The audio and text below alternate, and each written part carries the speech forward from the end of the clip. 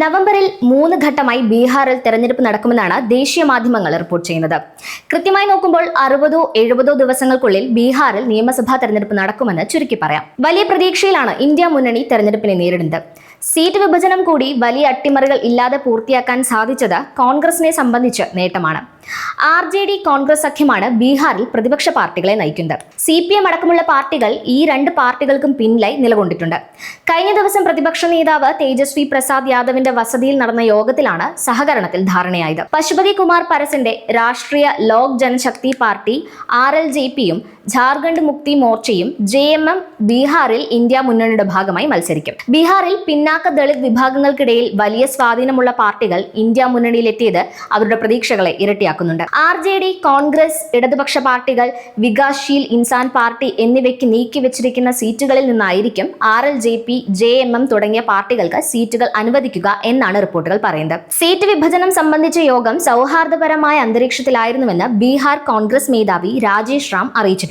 Seat വിഭജനത്തിൽ സഖ്യകക്ഷികൾ തമ്മിൽ വിശാലമായ ഒരു ധാരണയിലെത്തിയെന്നും കോൺഗ്രസ് അധ്യക്ഷൻ അറിയിച്ചിട്ടുണ്ട്. കഴിഞ്ഞ തെരഞ്ഞെടുപ്പുകളിൽ നിന്ന് വ്യത്യസ്തമായി കോൺഗ്രസും മറ്റ് പാർട്ടികളും അവരുടെ സ്വാധീനമുള്ള സ്ഥലങ്ങളിൽ സ്ഥാനാർത്ഥികളെ നിർത്തുമെന്നും പ്രതിപക്ഷം അറിയിക്കുന്നുണ്ട്. സീറ്റ് വിഭജനത്തിൽ RJDയും കോൺഗ്രസും തമ്മിൽ തർക്കങ്ങളുണ്ടെന്ന റിപ്പോർട്ടുകൾ തള്ളിയ രാജേഷ് റാം 2-3 പുതിയ പാർട്ടികൾ ഇന്ത്യ ബ്ലോക്കിൽ ചേരുമെന്നും അറിയിച്ചു. സഖ്യത്തിലെ എല്ലാ പ്രധാന പങ്കാളികളും സീറ്റുകളുടെ എണ്ണത്തിൽ വിട്ടുവീഴ്ചയ്ക്ക് തയ്യാറാകും. 2020 തെരഞ്ഞെടുപ്പിൽ മത്സരിച്ച സീറ്റുകളുടെ എണ്ണം ഇത്തവണ കുറയുമെന്നും അദ്ദേഹം ചൂണ്ടിക്കാട്ടി. 2020 144 സീറ്റുകളിലായിരുന്നു RJD മത്സരിച്ചത്. കോൺഗ്രസ് 70 സീറ്റുകളിലും CPI-ML ലിബറേഷൻ 19 സീറ്റുകളിലും CPI 6 സീറ്റിലും CPM 4 സീറ്റിലും മത്സരിച്ചിരുന്നു.